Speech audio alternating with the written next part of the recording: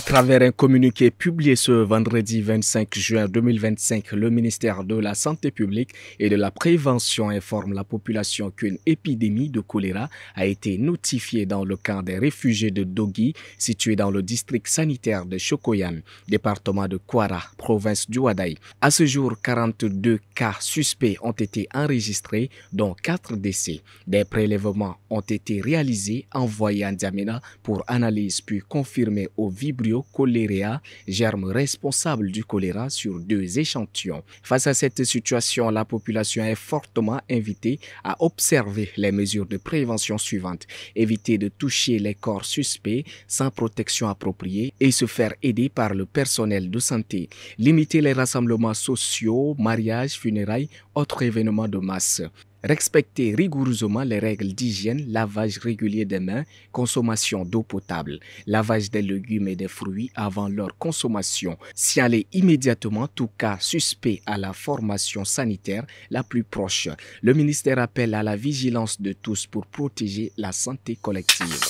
Une équipe du ministère de l'Action sociale, de la solidarité et des affaires humanitaires, conduite par son secrétaire général Adoum Ator Anour, a effectué ce jeudi 24 juillet une visite à la direction générale de l'Office national de sécurité alimentaire. Cette visite de prise de contact visait à renforcer la synergie d'action entre les deux institutions en vue d'une mise en œuvre efficace de la politique sociale du président de la République Mahamat Idriss Déby Itno.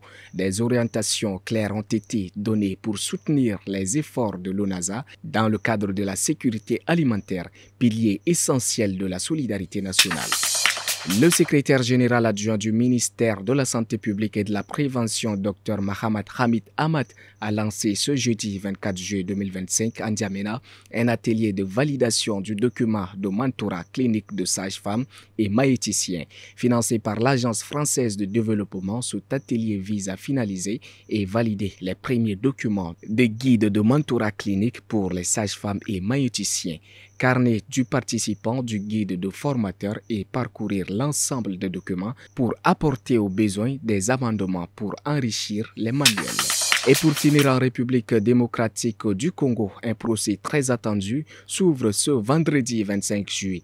Il s'agit de celui de Joseph Kabila. Selon l'extrait de rôle diffusé par les autorités militaires, l'ancien président doit être jugé devant la haute cour militaire du pays. L'ex-chef d'État, dont les immunités avaient été levées par les sénateurs en mai dernier, est poursuivi pour plusieurs chefs d'accusation: participation à un mouvement insurrectionnel, crime contre la paix, homicide intentionnel par balle, trahison, apologie, viol, torture, déportation et occupation à force ouverte de la ville de Goma.